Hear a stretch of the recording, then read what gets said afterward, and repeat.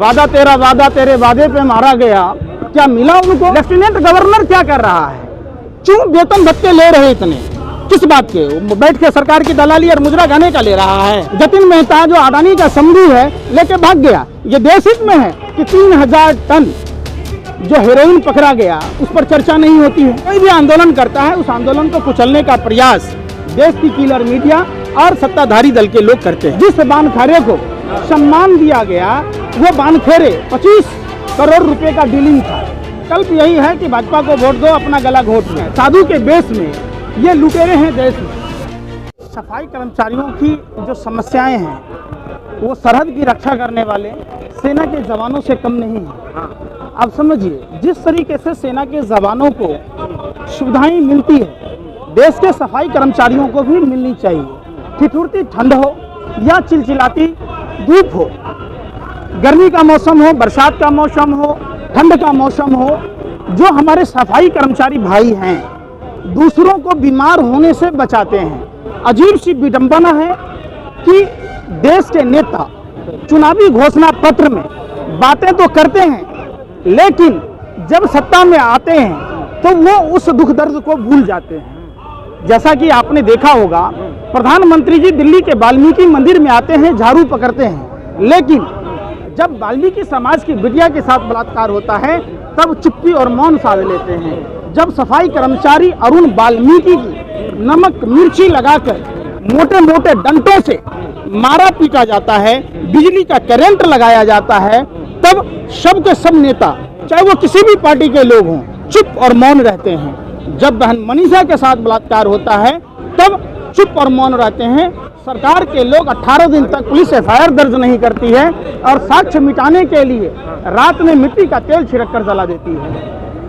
सबसे बड़ा सवाल है, जिस तरीके से सरहदों की रक्षा सेना के जवान करते हैं, उसी तरीके से देश की आंतरिक सुरक्षा, मतलब जो सफाई का काम है हमारे सफाई कर्मचारी भाई करते हैं। 14 साल से अधिक हो गए जो लोग कच्चे में लगे थे उनको परमानेंट नहीं किया गया, उनका ईएसआई कार्ड नहीं है। मतलब जो दूसरों को बीमार होने से बचाने का काम करता है वो खुद अगर बीमार हो जाए तो उसका इलाज कहाँ होगा, उसके परिवार का इलाज कहाँ होगा, ये सवाल पूछा जाता है। दूसरी बात है कि आधा प्रतिशत जो सेस लगाया गया स्वच्छ भारत अभियान के नाम पर, वो पैसे कहाँ जा रहे हैं? अगर उन्हीं पैसों को अगर सरकार सफाई कर्मचारी भाइयों को देती तो आज इनके वेतन के लाले नहीं पड़ते। जिसको कोरोना योद्धा सिर्फ डॉक्टर, नर्स या स्वास्थ्य कर्मी ही नहीं, सफाई कर्मी भी हैं। तो जब उनकी मौतें हुई कोरोना काल में, जो 1 करोड़ देने का वादा था, वादा तेरे वादे पे मारा गया, क्या मिला उनको? कौन मारा गया सर? सफाई कर्मचारी भाई। ये दूसरे योद्धा हैं, सरहद के जवान की तरह रक्षा करते हैं। पूरी भारत को कौन सुरक्षा मुहैया कराता है, कौन बीमार होने से रोकता है? अगर ये सफाई नहीं करें तो लोग बीमार होंगे। तो ऐसे लोगों को अगर सरकार ध्यान नहीं रखती है तो कितना गलत है बताइए। इनको परमानेंट क्यों नहीं किया जा रहा, इनकी वैकेंसी क्यों नहीं चालू की जा रही? ये तमाम मुद्दे हैं और इनको वेतन टाइम पर नहीं मिल रहा है। एक बात बताइए, इनके बच्चे को स्कूल का फीस कौन देगा? इनके घर में राशन कैसे आएगा? इनका इलाज कैसे होगा? मतलब भगवान भरोसे हिंदू होटल, वो वाली बात सरकार करती है। लेकिन सरकार तो हमेशा बात करती है, मजदूरी के ऊपर बात करती है, यहीं सफाई कर्मचारियों के ऊपर भी बात करती है, और आप सरकार के ऊपर ऐसे सवाल उठा रहे हैं। आपको भाजपा आईटी सेल वालों ने भेजा है क्या? नहीं, मैं पूछ रहा हूँ, इनको वेतन कितने दिनों से नहीं मिल रहा है? आपको पता है कि 14 वर्ष से अधिक हो गए एमसीडी में शासित है जो पार्टी है, वो केंद्र में भी है और राज्य सरकारें तीनों मिलकर दिल्ली के विकास को ही अवरुद्ध नहीं कर रही। पूरे देश में सुनिए तो सही, हाउसकीपिंग के नाम पर अस्पतालों में प्राइवेट ठेकेदारों को ठेका दिया जा रहा है जो पार्टी फंड में चंदा दे रहे हैं। आप बता दीजिए किसी अस्पतालों में क्यों नहीं सफाई कर्मचारी भाइयों को जो पहले बहाली होती थी, बहाली चालू हो, इनको वेतन भत्ता मिले, टाइम से क्यों नहीं मिले? 3-3 महीने 6-6 महीने से वेतन नहीं मिल रहे। अरे सुन तो लीजिए पहले, क्यों सुनने का पैसा लग रहा है? इनका शौक है कि ये घर छोड़कर, अपना परिवार छोड़कर क्यों सड़कों पर है, ये सवाल उठता है। और देश की राजधानी दिल्ली में ही नहीं, कहीं भी आप जाएंगे, पूरे हिंदुस्तान की बात है कि प्राइवेट ठेके दे दिए गए। मतलब एक तो नौकरियां खत्म कर दी, और जो लोग लगे हुए हैं आधे से अधिक तो उम्र खत्म हो गया। तो क्या मतलब इनको समझने की बातें जो देश के नेताओं को समझनी थी वो तो समझते नहीं। ये आते हैं कभी नाटक कर जाते, नाटक ही तो करते ना। इनको वेतन भत्ता क्यों नहीं मिलता? इनके बच्चे क्या खाएंगे? इनके घर में कहाँ से कपड़ा, कौन सा बार त्योहार मनाएगा? बताओ ना, दिवाली का समय है, आप वेतन नहीं दिया जा रहा है, किसी आदमी को 3-3 महीने वेतन नहीं दोगे तो घर चलेगा? तो ये तो कहते हैं ना घर बसा हमारा, न घर बसने देंगे तुम्हारा। दिल्ली को सर एक मॉडल बनाया गया है, उस मॉडल के आधार पर अरे भैया पूरा हिंदुस्तान भारत को ही मॉडल बना दिया गया है, ऐसा मॉडल नहीं चाहिए। उत्तराखंड अरे सुन तो ली, नहीं, पहले मॉडल गुजरात था। सिर्फ बिजली पानी माफ कर देने से क्या देश की समस्याएं खत्म हो जाएगी? एक समान शिक्षा नीति पर बात करते, एक समान स्वास्थ्य नीति पर बात करते, रोजगार की बात कहते, तो ये तो सरकारें बात नहीं कर रही है। आप कभी सवाल नहीं पूछते। यूपी चुनाव में दिल्ली का मॉडल लिया जा रहा है। देखिए कहीं ये चुनावी घोषणा पत्रों में क्या होता है, हर राजनीतिक पार्टी अपने अपने हिसाब से काम करती है, लेकिन राजनीतिक पार्टियां देश की आवाम को ठगने का काम करती है। और खास करके जो सफाई कर्मचारी भाई हैं उनके साथ तो इतना धोखा हुआ जिसका कोई वर्णन ही नहीं। लेकिन केजरीवाल जी अगर दिल्ली में है, आप केजरीवाल जी को देख लीजिए, बात करते हैं हमेशा। देखिए दिल्ली का सीएम, अरे सुन तो लीजिए, दिल्ली में 2 तरह की शासन व्यवस्था है। लेफ्टिनेंट गवर्नर को भी ध्यान देना चाहिए, आप उसको भी नहीं छोड़ सकते। केजरीवाल तो दोषी है ही। लेफ्टिनेंट गवर्नर क्या कर रहा है? क्यों वेतन भत्ते ले रहे इतने? किस बात के? बैठ के सरकार की दलाली और मुजरा गाने का ले रहा है? क्या उसको संज्ञान नहीं लेना था? वाल्मीकि जयंती के दिन में आप एक बात है, ये भाजपा का चुनावी या कोई भी पार्टी का चुनावी रैली हो, रोड शो हो, तो उस दिन कोरोना नहीं होता है। अगर वाल्मीकि जयंती के दिन झांकी निकलेगा तो कोरोना हो जाएगा, छठ पूजा होगा तो कोरोना हो जाएगा। ये कौन सा साइंस पर क्या है? आप भूसी से तेल बनाने वाला है, नाला से गैस बनाने वाला अद्भुत वैज्ञानिक के होते हुए गैस सिलेंडर के दाम बढ़ रहे, महंगाई बढ़ रहा है। एक तो वेतन की मार, ऊपर से महंगाई की मार, ऊपर से बेरोजगारी का मार, ऊपर से जो इनको परमानेंट नहीं किया जा रहा उसकी मार। पहले की सरकारों में आप महंगाई को लेकर तांडव करते थे जब क्रूड ऑयल का दाम ज़्यादा था।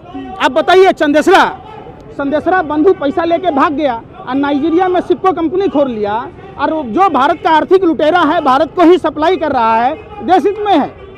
देश में हित में है कि जतिन मेहता जो अडानी का समधी है लेके भाग गया। ये देश हित में है कि 3000 टन जो हेरोइन पकड़ा गया उस पर चर्चा नहीं होती है। ये देश हित में है कि केपी गोसावी जो वहाँ का गैंगस्टर है, उसका आपने देखा होगा प्रभाकर का जो स्टेटमेंट दिया है, तो सारे राज खुल रहे। जहाँ कोई भी आंदोलन, चाहे वो कर्मचारी भाई हों या आम जनता हों या किसान भाई हों या छात्र नौजवान हों, कोई भी आंदोलन करता है, उस आंदोलन को कुचलने का प्रयास देश की किलर मीडिया और सत्ताधारी दल के लोग करते हैं। नहीं तो सर विकल्प क्या है हिंदुस्तान के पास? क्या आर्यन का मामले को लेकर भटकाने क्या एक षड्यंत्र है? कौन है प्रभाकर? केपी गोसावी का आदमी। कौन है भानुशाली? क्या एनसीबी में भर्ती हो गया? ये एनसीबी के अधिकारियों को जवाब देना था। जिस बानखेड़े को सम्मान दिया गया वो बानखेड़े 25 करोड़ रुपए का डीलिंग था, आप समझिए, और सारा चीज इसी पर होता है। सवाल उठता है कि आप आते हैं, झाड़ू पकड़ते हैं, बहुत अच्छा लगा कि आपने वाल्मीकि मंदिर से झाड़ू पकड़ा, तो आपके आवास से चंद कदमों की दूरी पर बलात्कार की घटना हुई। अभी रात की घटना है कि रंजीत नगर में घटना हुई, 6 वर्षीय मासूम के साथ बलात्कार हुआ। जाटव समुदाय की बिटिया के साथ त्रिलोकपुरी में हुआ, राबिया के साथ हुआ। तो क्या है लॉ एंड ऑर्डर, बताइए ना। क्या कर रहा है? विकल्प क्या? विकल्प यही है कि भाजपा को वोट दो, अपना गला घोट लो। जो नेता चुनावी घोषणा पत्र के हिसाब से, चाहे कोई भी पार्टी हो, अगर वो अमल नहीं करता है तो चुनाव आयोग को चाहिए कि उनकी चुनावी मान्यता रद्द कर दें। यही केजरीवाल साहब हैं, आंदोलन के लिए जाने जाते हैं, तो क्यों नहीं आ जा रहे? 7 साल पहले जो लोग अन्ना, कहाँ है अन्ना हजारे, मुजरा गा रहा है, कहाँ है पौने 2 आँख वाला कानिया बाबा रामदेव, कहाँ है जनरल बीके सिंह, किरण बेदी जैसे लोग, आज क्यों नहीं बोलते? ये तमाम सवाल पूछे जाते हैं। राष्ट्रहित में महंगाई राष्ट्रहित में, ये राष्ट्रहित में है कि पुलवामा घटना की जांच नहीं हुई। 300 किलो आरडीएक्स किसका था? 50 किलो जेलेटिन किसका था? 3000 टन हेरोइन किसका था? बाबा, किसको बाबा कहते? बाबा रामदेव। साधु के बेस में लुटेरे हैं देश में। जो कहता था जुल्म से खुजली होता है, 3000 प्रोडक्ट लॉन्च कर दिया। जो हिमालय की गोद से निकाला गया नमक, और नहीं खुद लाखों बरस से हिमालय में नहीं सरा नमक, अब बाबा रामदेव के यहाँ आते ही सर गया। बाबा सुनिए ना, क्यों अकबका रहे। 50 टन लाल चंदन दिल्ली एयरपोर्ट पर लाला हरामदेव का पकड़ा गया। जो साइकिल से चलता था आज हरामदेव नहीं है, साधु के बेस में। ये लुटेरे हैं देश में। ये सिर्फ जमीन हथियाने के लिए, ये सिर्फ सरकारी पैसों को। एनपीए क्या होता है बताइए आप, या पत्रकारिता करते हैं। एनपीए मतलब किसको कहते हैं? अंग्रेजी नहीं, हमको नहीं आता है। बाप न पढ़ा हम, बाप मरा अंधेरे में, बेटा के नाम पावर हाउस। गरीब आदमी को 5000 रुपया नहीं मिलता है। बाबा रामदेव को 2265 करोड़ रुपया माफ़ कर दिया जाता है। क्या कहलाता है भैया? एनपीए हो गया, नेशनल पाइप योजना हो गया। आप एक बार शादीशुदा हैं, अगर आपको बच्चा नहीं होगा तो क्या करोगे? पत्नी को दूसरे को दे दोगे कि इलाज कराओगे? तो जैसे संस्थाएं हैं, अगर संस्थाएं नहीं चल रही है, क्यों नहीं चल रही है? सरकार की मानसिकता के कारण। सरकार के लोगों को चाहिए कि जितने उनके माने अधिक खर्चे हैं, उस खर्चों में कटौती करना। सलाहकार समितियों को में जो अपने अपने गुर्गों को बनाते हैं, उनको कम करना। दिल्ली म्युनिसिपल कॉरपोरेशन घाटे में कैसे है, और इस लायक बना दिया कि लोगों को वेतन नहीं दिया जा रहा है। कौन लोग हैं? ये सरासर लूट खसोट हो रहा है। तो केजरीवाल लूट रही है, सब मिलके लूट रहे, सब मिलके लूट रहे। आपकी विकल्प है केजरीवाल? कोई विकल्प नहीं है। चोर चोर मसेरे भाई हैं, जिसका खामियाजा दिल्ली की ही जनता नहीं, पूरे देश की जनता भोग रही है।